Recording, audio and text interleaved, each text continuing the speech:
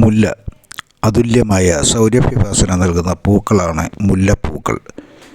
മുല്ലയുടെ മണത്തെ കടത്തിവെട്ടാൻ പ്രഗത്ഭരായ മറ്റ് പൂക്കളില്ല എന്ന് വേണം പറയാൻ. പലതരത്തിലുള്ള മുല്ലപ്പൂക്കളുണ്ട്. കുടമുല്ല, കുറ്റിമുല്ല, വള്ളിമുല്ല, അടുക്കുമുല്ല, സൂചിമുല്ല, ഈർക്കിൽമുല്ല, കല്യാണിമുല്ല എന്നിങ്ങനെ പോകുന്നു.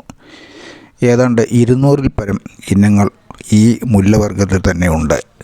സുഗന്ധം നൽകുന്ന മനോഹരമായ പൂക്കൾ എന്നതിലുപരി ഇതൊരു ആയുർവേദ സസ്യം കൂടിയാണ്. പല രോഗങ്ങൾക്കും ഇത് നല്ലൊരു ഔഷധമാണ്. അപ്പോൾ മുല്ലച്ചെടിയെയും മുല്ലപ്പൂവിനെയും പറ്റിയുള്ള കൂടുതൽ വിശേഷങ്ങളിലേക്ക് പോകാം.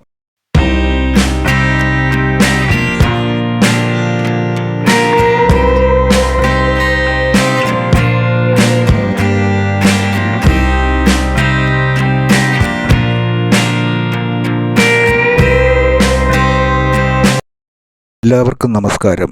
ഇന്ന് ഞാൻ നിങ്ങളോട് പറയുന്നത് മുല്ലച്ചെടിയെയും മുല്ലപ്പൂവിനെയും പറ്റിയാണ്. മുല്ലപ്പൂവിൻ്റെ മണം ഇഷ്ടപ്പെടാത്തവരാരും ഉണ്ടാകില്ല.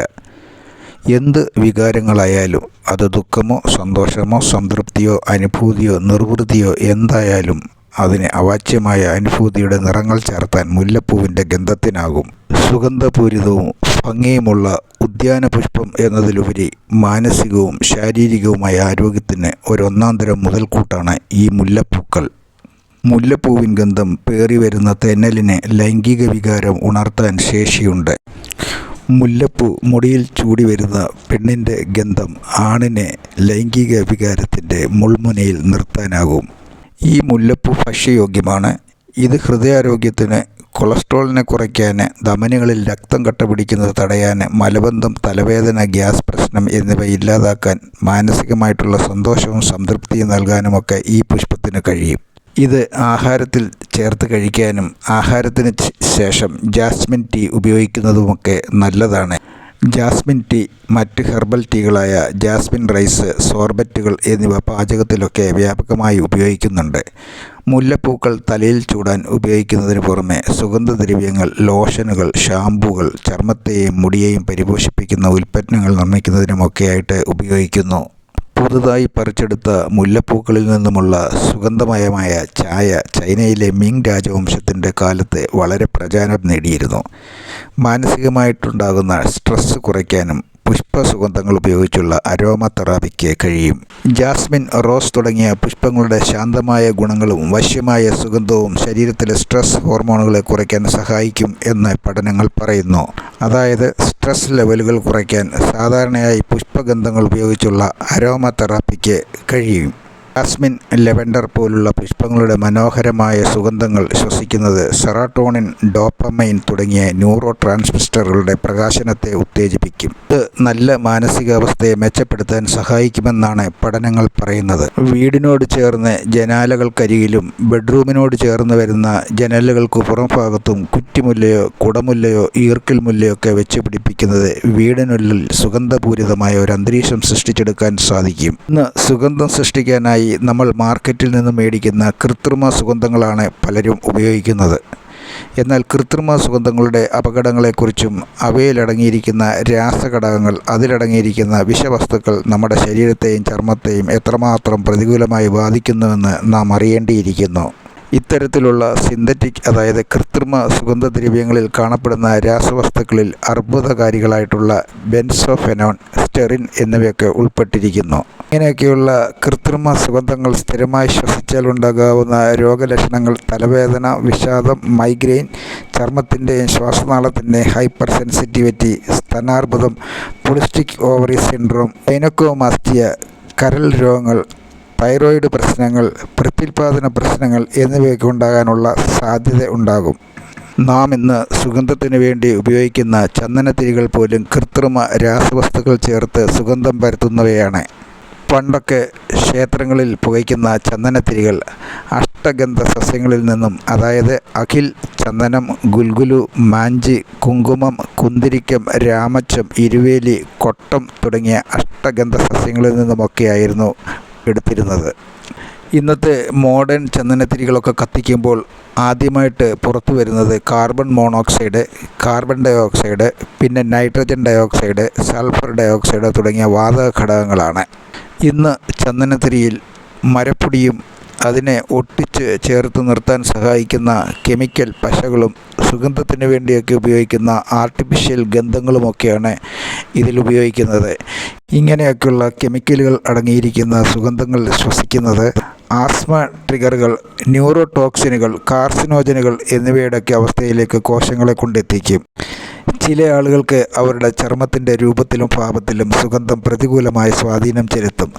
സുഗന്ധം ചർമ്മത്തിന് ചുവപ്പ്, ചൊറിച്ചിൽ, ചിലപ്പോൾ മറ്റ് പല ഡെർമറ്റോളജിക്കൽ പ്രശ്നങ്ങൾക്കും വഴിവെക്കും.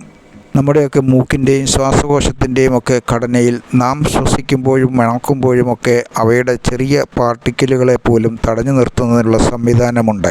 എന്നാൽ ഇത്തരം ചന്ദനത്തിരികൾ, അതായത് മറ്റ് ആർട്ടിഫിഷ്യൽ സുഗന്ധങ്ങളൊക്കെ നാം ശ്വസിക്കുമ്പോൾ ഇത്തരം ചെറിയ പാർട്ടിക്കിളുകളെ തടഞ്ഞു നിർത്താൻ പറ്റാത്ത തരത്തിലുള്ള അതിസൂക്ഷ്മമായ പാർട്ടിക്കിളുകളാണ് ഇതിലുള്ളത്.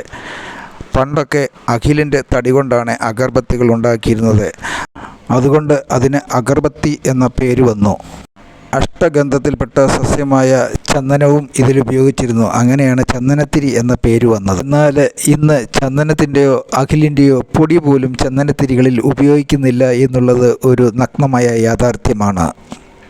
ധാരാളം പുക ലഭിക്കാനായിട്ട് മറ്റ് പല രാസ കെമിക്കലുകളുമൊക്കെയാണ് ഇതിൽ ചേർക്കുന്നത്. ഒരു ചന്ദനത്തിരി പുകയ്ക്കുമ്പോൾ അതിൽ നിന്നും വമിക്കുന്ന പുക ശ്വസിക്കുന്നത് ഒരു സിഗരറ്റ് വലിക്കുന്നതിന് തുല്യമാണ്. അതായത് ഒരു സിഗരറ്റിനേക്കാൾ മാരകമാണ് ഒരു ചന്ദനത്തിരി പുകയ്ക്കുന്നത്. അപ്പോൾ ആ ഒരു വിഷയത്തിലോട്ടൊന്നും ഞാൻ കൂടുതലായി അതിക്രമിച്ച് കടക്കുന്നില്ല. അപ്പോൾ ഇത്രമാത്രം സുഗന്ധമുള്ള മുല്ല വീട്ടിൽ നട്ടുപിടിപ്പിക്കുന്നത് ആ വീട്ടിലും പരിസരത്തും നല്ല വശ്യമായ ഗന്ധം, ആരോഗ്യകരമായ ഗന്ധം പരത്താനായിട്ട് സഹായിക്കും. ഈ മുല്ലയുടെ കൂടുതൽ ശാസ്ത്രീയമായ വശങ്ങളിലേക്ക് നമുക്ക് പോകാം. ഈ മുല്ല ഒലിയേസി സസ്യകുടുംബത്തിലെ ജാസ്മീനം എന്ന ജനസിൽപ്പെട്ട കുറ്റിച്ചെടിയാണ്. ഏതാണ്ട് ഈ ജനസിൽപ്പെട്ട 200-ൽ പരം മുല്ലച്ചെടി ഉണ്ടെന്നാണ് ഗവേഷണങ്ങൾ പറയുന്നത്.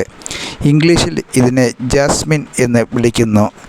യാസിൻ, അതായത് ദൈവത്തിൻ്റെ സമ്മാനം എന്നർത്ഥം വരുന്ന പേർഷ്യൻ ഭാഷയിൽ നിന്നുമാണ് ജാസ്മിൻ എന്ന പേരിൻ്റെ ഉത്ഭവം. ഇത്രമാത്രം വെറൈറ്റിയിലുള്ള ഈ ജനസിൽപ്പെട്ട സസ്യങ്ങൾ 2 ഇനങ്ങളിലായി കാണപ്പെടുന്നു: നിത്യഹരിത സസ്യങ്ങളും ഇലപൊഴിയും സസ്യങ്ങളും.